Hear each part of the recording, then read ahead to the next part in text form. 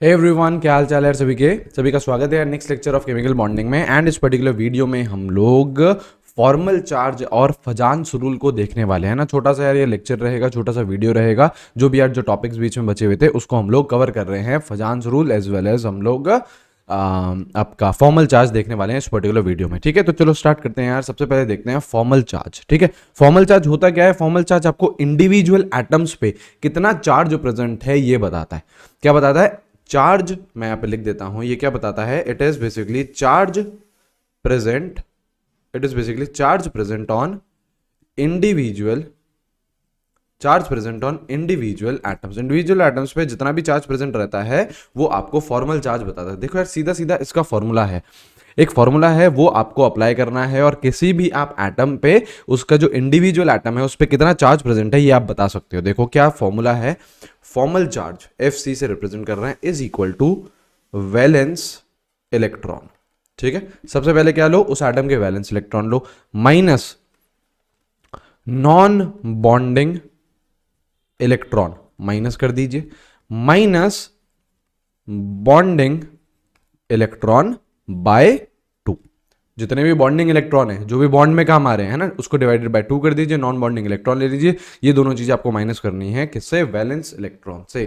ठीक है, टेंशन लेने की कोई भी बात नहीं है, अभी इतना एग्जाम्पल करवाएंगे, आपको बढ़िया तरीके से चीज समझ में आ जाएगी। देखिए, सबसे पहले बात करते हैं हम ओजोन की। ये स्ट्रक्चर रहता है ओजोन का, बिल्कुल ऐसा स्ट्रक्चर रहता है। अब देखो, तीन तरीके के यहाँ पे आपके पास ऑक्सीजन है, तो मैं इसको O1 बोल देता हूँ, इसको O2 बोल देते हैं, इसको O3 बोल देते हैं। अब हमें फॉर्मल चार्ज निकालना है ऑक्सीजन 1 पे, ऑक्सीजन 2 पे और ऑक्सीजन 3 पे। तो अगर मुझे फॉर्मल चार्ज निकालना है ऑक्सीजन 1 पे, तो मैं कैसे निकालूंगा? फॉर्मूला क्या है? Valence electron. ऑक्सीजन में वैलेंस इलेक्ट्रॉन कितने? 6 माइनस नॉन बॉन्डिंग इलेक्ट्रॉन्स। अब ध्यान से अगर आप यहां पे देखो, ध्यान से देखो, तो ये ऑक्सीजन के यहां पे 2 इलेक्ट्रॉन काम आ रहे होंगे, 2 बॉन्डिंग में। और जो कोऑर्डिनेट बॉन्ड है, तो कोऑर्डिनेट बॉन्ड में भी इस ऑक्सीजन ने अपने दोनों के दोनों इलेक्ट्रॉन डोनेट कर दिए होंगे ऑक्सीजन थर्ड को, है ना। अब होते कितने हैं वैलेंस इलेक्ट्रॉन्स ऑक्सीजन के पास? 6। तो अब ध्यान से देखो, 4 तो यार उसने काम ले लिए, 2 उसके पास ऐसे और पड़े हुए होंगे। तो नॉन बॉन्डिंग कितने हुए? 2 ही तो हुए। ये वाले जो हैं, जो बॉन्डिंग में काम नहीं आ रहे, बाकी सारे तो बॉन्डिंग में काम आ रहे हैं। तो नॉन बॉन्डिंग कितने हैं? 2। तो माइनस कर दो नॉन बॉन्डिंग इलेक्ट्रॉन। ठीक है, अच्छा अब आपको क्या करना है? Minus bonding electron by 2। Simply ये देखो, सिंपली ये देखो, ये जो ऑक्सीजन 1 है कितने बॉन्ड बना रहा है? 3 बॉन्ड बना रहा है। 3 बॉन्ड बना रहे हैं, तो मतलब कितने इलेक्ट्रॉन्स होंगे इसके पास? 6 इलेक्ट्रॉन्स। 3 बॉन्ड का मतलब क्या? 6 इलेक्ट्रॉन। तो यहां पे कर दो 6/2, यहां पे कर दीजिए 6/2। जितने भी बॉन्ड है इंटू 2 कर दो। कितने बॉन्ड है? 3 बॉन्ड है।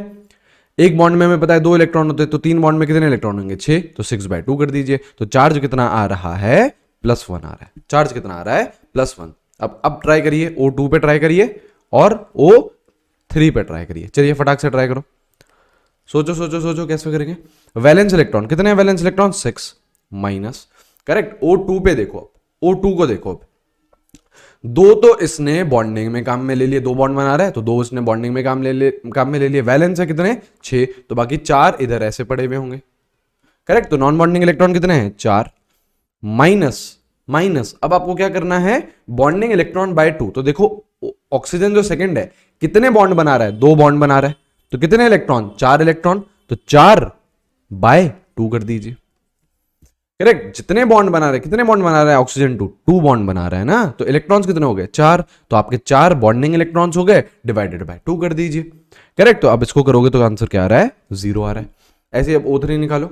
वैलेंस इलेक्ट्रॉन कितने? वैलेंस इलेक्ट्रॉन तो भैया फिक्स है 6, करेक्ट। अब देखो जरा यहां पे नॉन बॉन्डिंग इलेक्ट्रॉन। अब ध्यान से देखो, O3 को कोऑर्डिनेट बॉन्ड बना रहा है ना, मतलब खुद के उसके इलेक्ट्रॉन्स कुछ भी नहीं गए हैं, तो मतलब 6 के 6 इलेक्ट्रॉन्स ऐसे ही यहां पे पड़े हुए हैं, कोई भी बॉन्डिंग में पार्टिसिपेट नहीं कर रहे। तो नॉन बॉन्डिंग इलेक्ट्रॉन कितने हो गए? 6 हो गए। आ रही है बात समझ में? अब बॉन्डिंग इलेक्ट्रॉन बाय 2। अब O3 को देखो, कितने बॉन्ड बना रहा है? एक बॉन्ड। एक बॉन्ड मतलब कितने इलेक्ट्रॉन? 2 इलेक्ट्रॉन। तो 2/2। ये कितना आ रहा है? -1 आ रहा है। तो इंडिविजुअल चार्ज ऑक्सीजन 1 पे कितना आया? +1। ऑक्सीजन 2 पे कितना आया? 0। ऑक्सीजन 3 पे कितना आया? -1। तो आपको ओजोन का स्ट्रक्चर कई बार ऐसा भी लिखा हुआ मिल सकता है, O डबल बॉन्ड O, इधर O, जैसे O1 है तो इस पे पॉजिटिव चार्ज था तो इस पे पॉजिटिव, O2 पे 0 चार्ज था तो कुछ चार्ज नहीं दे रहे, O3 पे -1 चार्ज था तो -1। ऐसा भी आपको ओजोन का स्ट्रक्चर कहीं पे लिखा हुआ मिल सकता है, वो भी बिल्कुल करेक्ट है। आ रही है बात समझ में? तो इंडिविजुअल एटम्स पे जो चार्जेस निकालते हैं उसको हम क्या बोलते हैं? फॉर्मल चार्ज बोलते हैं। ऐसी चलो अब ये ट्राई करो, इस पे बताइए, CH3O CH3H, इस ऑक्सीजन पे निकालिए फॉर्मल चार्ज।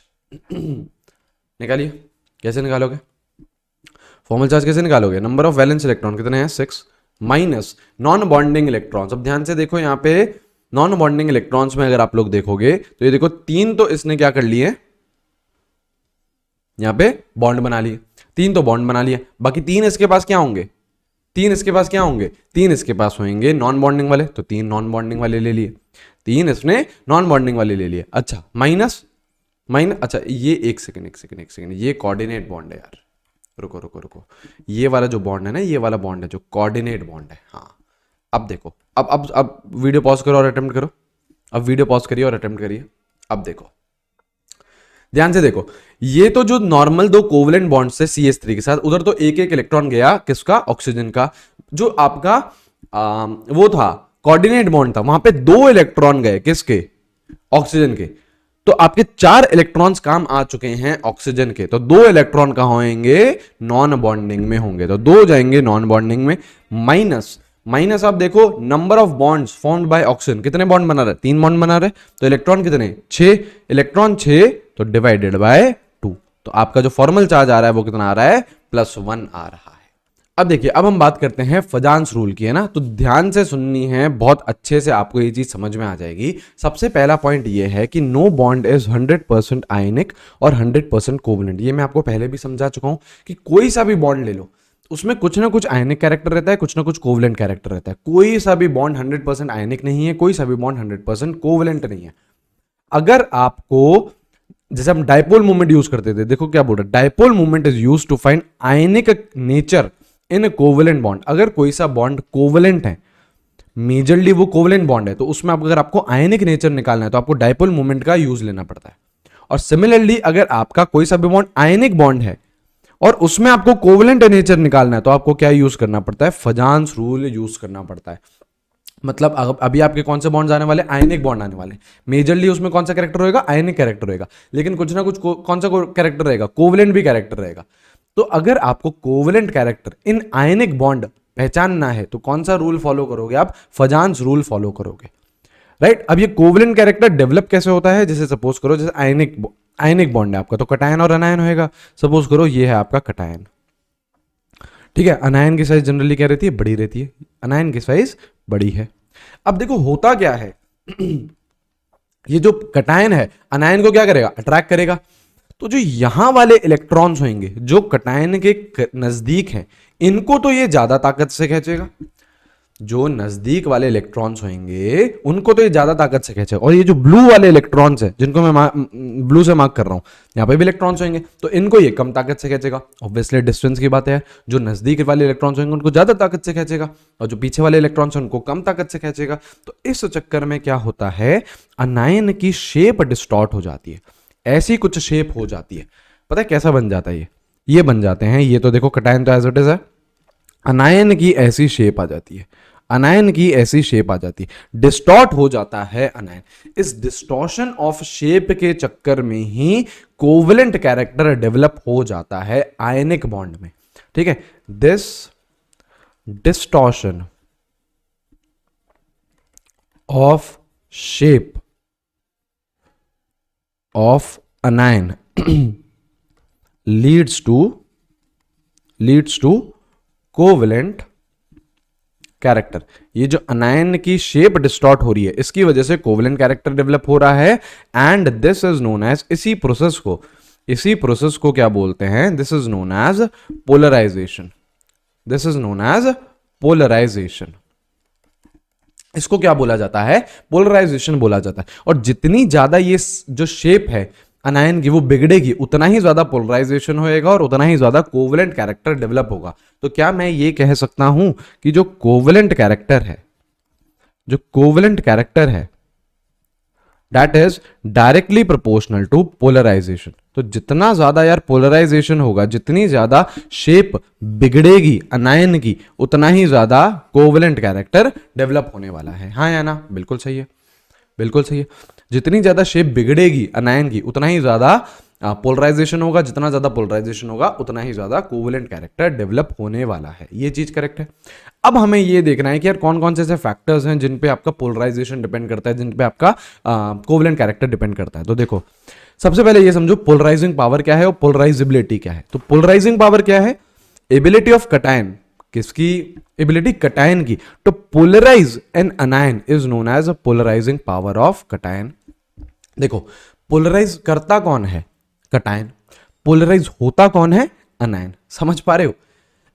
कटायन क्या कर रहा है? खींच रहा है, मतलब वो पोलराइज कर रहा है अनायन को, और पोलराइज हो कौन रहा है? अनायन हो रहा है। तो पोलराइजिंग पावर क्या है? एबिलिटी ऑफ कटायन, कि कटायन कितना दमदार है, पोलराइज कर रहा है। Ability of cation to polarise an anion is called polarising power of cation. और पोलराइजेबिलिटी क्या है? Ability of anion to get polarised, कितनी आसानी से अनायन पोलराइज हो सकता है, दैट इज पोलराइजेबिलिटी। और कितनी ज्यादा ताकत से कटायन पोलराइज कर सकता है, दैट इज पोलराइजिंग पावर। अब कौन कौन से फैक्टर्स हैं जो पोलराइजेशन को इफेक्ट करते हैं? क्योंकि पोलराइजेशन जितना ज्यादा होगा उतना ही ज्यादा क्या होने वाला है? कोवेलेंट कैरेक्टर होने वाला है। तो सबसे पहला है साइज ऑफ आयंस। सबसे पहला है साइज ऑफ आयंस। तो देखो, हम दोनों की बात करेंगे, कटायन की भी बात करेंगे, अनायन की भी बात करेंगे। तो जो आपका पोलराइजेशन है, that is inversely proportional to size of cation. कैसे? सपोज करो दो आप कटायन ले लीजिए, एक ले लीजिए लिथियम प्लस, एक ले लीजिए आप लिथियम प्लस, ये रहा। एक ले लीजिए आप सीजियम प्लस, करेक्ट? एक ले लीजिए सीजियम प्लस। तो अगर ध्यान से आप देखो तो दोनों पे चार्ज तो +1 ही रहता है। लिथियम पे कितना रहता है चार्ज? +1। सीजियम पे कितना रहता है चार्ज? +1। तो दोनों पे चार्ज तो +1 है, लेकिन लिथियम की साइज क्या है? बहुत छोटी है। तो क्या मैं ये बोल सकता हूं कि लिथियम पे हाई चार्ज डेंसिटी है? जो चार्ज डेंसिटी है वो बहुत ही ज्यादा है लिथियम पे, क्योंकि A+1 चार्ज है, छोटी सी साइज पे कॉन्सेंट्रेटेड है, तो हाई चार्ज डेंसिटी है। और सीजियम प्लस में मैं बोल सकता हूं लो चार्ज डेंसिटी। अब देखो, लिथियम पे अगर ज्यादा चार्ज डेंसिटी है तो वो ज्यादा ताकत से खींचेगा इलेक्ट्रॉन्स को, ज्यादा ताकत से खींचेगा तो ज्यादा शेप बिगाड़ेगा, ज्यादा पोलराइजेशन करेगा, तो ज्यादा कोवेलेंट कैरेक्टर डेवलप होएगा। तो अगर साइज छोटी है कटायन की तो ज्यादा पोलराइजेशन होगा, ज्यादा कोवेलेंट कैरेक्टर आपका डेवलप होएगा। तो सीधी सीधी बात क्या आ रही है? Polarisation is inversely proportional to size of cation. हाँ या ना? ये चीज आई है समझ में? All right. तो साइज ऑफ आयंस में हम लोगों ने कटायन की बात कर ली कि कटायन भैया छोटा लेना तो कोवेलेंट कैरेक्टर ज्यादा रहेगा, ठीक है। अच्छा, अनायन की बात करें तो जो पोलराइजेशन है that is directly proportional to size of anion. जितनी ज्यादा साइज रहेगी अनायन की, उतना ही ज्यादा उसका पोलराइजेशन होगा। क्यों? ऐसा कैसे? जैसे आप लोग देख लो, F- ले लो एक, चलो ठीक है, और I- की ऑब्वियसली साइज क्या रहेगी? बड़ी रहेगी। I- की साइज क्या रहेगी? बड़ी रहेगी। अब आप ध्यान से देखो तो इसको अगर मान लो दोनों F- को भी कटायन खींच रहा है और I- को भी कटायन खींच रहा है, तो I- के पास चार्ज डेंसिटी इतनी ज्यादा नहीं है, उसका अपने इलेक्ट्रॉन्स पे होल्ड इतना नहीं है। क्यों? क्योंकि उसकी साइज बढ़ चुकी है। तो I- की शेप तो बहुत ज्यादा बिगड़ जाएगी, कटायन उसकी शेप बहुत ज्यादा डिस्टॉर्ट कर देगा, क्योंकि उसके इलेक्ट्रॉन्स इतने अच्छे तरीके से बंधे हुए नहीं है। तो अगर उसकी साइज बड़ी है तो आपका उसकी शेप ज्यादा बिगड़ सकती है, तो ज्यादा पोलराइजेशन हो सकता है, उस पर ज्यादा पोलराइजेशन हो सकता है, तो ज्यादा कोवेलेंट कैरेक्टर डेवलप हो सकता है। आ रही है बात समझ में? तो जैसे हम बात करें F- की, है ना, हम बात करें Cl- की, Br- की और I- की, तो आपका जैसे जैसे अनायन बढ़ता जाएगा तो आपका कोवेलेंट कैरेक्टर इंक्रीज होता जाएगा, करेक्ट। और वैसे ही जैसे यहां पे बात करें तो कौन कौन था आपका? लिथियम प्लस, है ना, आपका sodium plus, potassium plus, rubidium और सीजियम। तो जैसे जैसे कटायन बढ़ता जाता है, कटायन बढ़ता जाता है, कोवेलेंट कैरेक्टर कम होता जाता है, कोवेलेंट कैरेक्टर डिक्रीजेस। तो समझ पा रहे हैं? फॉर मैक्स एक लाइन में अगर हम बताएं आपको तो ये हो जाएगा कि फॉर मैक्स कोवेलेंट कैरेक्टर, अगर आपको मैक्सिमम कोवेलेंट कैरेक्टर चाहिए, अगर आपको मैक्सिमम कोवेलेंट कैरेक्टर चाहिए तो जो कटायन है वो क्या होना चाहिए? छोटा। कटायन की साइज क्या होनी चाहिए? छोटी। अनायन की साइज क्या होनी चाहिए? बड़ी। तो आपके पास इस कॉम्बिनेशन से मैक्सिमम कोवेलेंट कैरेक्टर वाला कंपाउंड मिल जाएगा। अरे बात समझ में? कटायन क्या होना चाहिए? छोटा। अनायन क्या होना चाहिए? बड़ा। ये हमने एक बात कर ली कि ठीक है यार, चार्ज हमने बेसिकली साइज की बात कर ली, साइज अनायन का कैसे वेरी करना चाहिए, साइज कटायन का कैसा वेरी करना चाहिए। अब हम देखें चार्ज ऑन आयंस पे, चार्ज पे भी डिपेंड करता है पोलराइजेशन और कोवेलेंट कैरेक्टर। तो जो पोलराइजेशन है, मैं लिख रहा हूं पोलराइजेशन, आप इसको कोवेलेंट कैरेक्टर ही समझिए, क्योंकि पोलराइजेशन जितना ज्यादा होता है उतना ही ज्यादा कोवेलेंट कैरेक्टर होता है। तो polarisation is directly proportional to charge on cation and anion. जितना ज्यादा चार्ज रहेगा कटायन और अनायन पे उतना ही ज्यादा पोलराइजेशन रहेगा और उतना ही ज्यादा आपका कोवेलेंट कैरेक्टर रहेगा। तो अगर जैसे हम बात करें, अगर हम बात करें NaCl, हम बात करें MgCl2, हम बात करें AlCl3, SiCl4, तो ध्यान से देखो, ध्यान से देखो, अब चार्जेस देखो, जैसे देखो +1 -1 +1, अब इंडिविजुअल देख, सॉरी +2, मैग्नीशियम पे कितना? +2। इंडिविजुअल देखो तो इंडिविजुअल क्लोरीन की बात करें तो चार्ज कितना है? -1 ही है, तो इधर -1, इधर +3, इधर -1, इधर +4, इधर -1। अब ध्यान से देखो तो जैसे यहां से यहां जा रहे हैं तो चार्ज देखो, अनायन पे तो सेम है, -1 -1 -1 -1। क्या कटायन पे चार्ज बढ़ता जा रहा है? +1 +2 +3 +4, बिल्कुल। तो अगर कटायन पे चार्ज बढ़ रहा है, कटायन पे बढ़े या अनायन पे बढ़े, तो इस केस में कटायन पे बढ़ रहा है, तो कोवेलेंट कैरेक्टर जो रहेगा, कोवेलेंट कैरेक्टर वो क्या करेगा? इंक्रीज करेगा। कोवेलेंट कैरेक्टर इंक्रीज कर रहा है तो आयनिक कैरेक्टर डिक्रीज करेगा, ऑब्वियसली बात है, क्योंकि दोनों का एडिशन अल्टीमेटली 100 आना है। तो अगर कोवेलेंट कैरेक्टर बढ़ रहा है तो आयनिक कैरेक्टर क्या करेगा? कम करेगा। और ध्यान रखना, आयनिक कैरेक्टर जब जब कम होता है तो मेल्टिंग पॉइंट और बॉइलिंग पॉइंट भी कम होता है। मेल्टिंग पॉइंट और boiling point is directly proportional to ionic character और inversely proportional to covalent character. अगर कोवेलेंट कैरेक्टर बढ़ेगा तो आयनिक कैरेक्टर कम होगा, आयनिक कैरेक्टर कम होएगा तो मेल्टिंग और बॉइलिंग पॉइंट भी कम होगा। इस पे देखो ऐसे क्वेश्चन आ जाता है कई बार, जैसे देखो एक सेकंड, इलेक्ट्रॉनिक कॉन्फ़िगरेशन आपको कराता हूं, पहले आप यहां पे देखिए क्वेश्चन। जैसे बोल रहा है ऑर्डर ऑफ बॉइलिंग पॉइंट आपको बताना है, ठीक है, बॉइलिंग पॉइंट का ऑर्डर बताना है, जैसे PbCl2 और PbCl4 ये बोल रहा है आपको। बताइए आप क्या देखोगे? जिसमें आयनिक कैरेक्टर ज्यादा या फिर जिसमें कोवेलेंट कैरेक्टर कम, तो मेल्टिंग और बॉइलिंग पॉइंट ज्यादा। तो यहां पे देखो Pb किस में? +2 में, ये -1 में, ये किस में? +4 में, ये किस में? -1 में। तो ध्यान से देखो, जितना ज्यादा चार्ज रहेगा उतना ही ज्यादा कोवेलेंट कैरेक्टर रहेगा। तो अगर मैं बात करूं कोवेलेंट कैरेक्टर की, तो चार्ज ज्यादा है तो कोवेलेंट कैरेक्टर ज्यादा है, तो कोवेलेंट कैरेक्टर ज्यादा किस में? PbCl4 का ज्यादा है as compare to PbCl2 covalent character. तो उधर ही आप आयनिक कैरेक्टर किसका ज्यादा होगा? आयनिक कैरेक्टर किसका ज्यादा होगा? ऑब्वियसली PbCl2 का ज्यादा होगा। फिर अगर यार कोवेलेंट PbCl4 का ज्यादा है तो आयनिक PbCl2 का रहेगा, और आयनिक कैरेक्टर से ही डायरेक्टली प्रोपोर्शनल रहता है आपका बॉइलिंग पॉइंट और मेल्टिंग पॉइंट। तो बॉइलिंग पॉइंट और मेल्टिंग पॉइंट किसका ज्यादा आ रहा है? PbCl2 का ज्यादा आ रहा है। आ रही है बात समझ में? तो आपका जितना ज्यादा आयनिक कैरेक्टर उतना ही ज्यादा मेल्टिंग पॉइंट और बॉइलिंग पॉइंट, ठीक है। लास्ट पॉइंट क्या है? लास्ट पॉइंट है इलेक्ट्रॉनिक कॉन्फ़िगरेशन। आपका जो पोलराइजेशन है वो इलेक्ट्रॉनिक कॉन्फ़िगरेशन ऑफ कटायन पे भी डिपेंड करता है। देखो 3 फैक्टर्स हैं। पहला कौन सा है? साइज, कटायन और अनायन की। कटायन क्या होना चाहिए? छोटा। अनायन क्या होना चाहिए? बड़ा। चार्ज है दूसरा फैक्टर, चार्ज दोनों पे ही ज्यादा होना चाहिए फॉर मैक्सिमम कोवेलेंट कैरेक्टर। तीसरा जो अब अगर अभी तक भी डेडलॉक नहीं टूटता है तो तीसरा है इलेक्ट्रॉनिक कॉन्फ़िगरेशन ऑफ कटायन। अब क्या बोल रहा है? Cations having pseudo inert configuration has more polarising power. Pseudo inert configuration जिसकी रहेगी उसका ज्यादा पोलराइजिंग पावर रहेगा। अब बोलोगे भैया सूडो इनर्ट कॉन्फ़िगरेशन क्या रहती है, तो सूडो इनर्ट कॉन्फ़िगरेशन रहती है n-1 d10।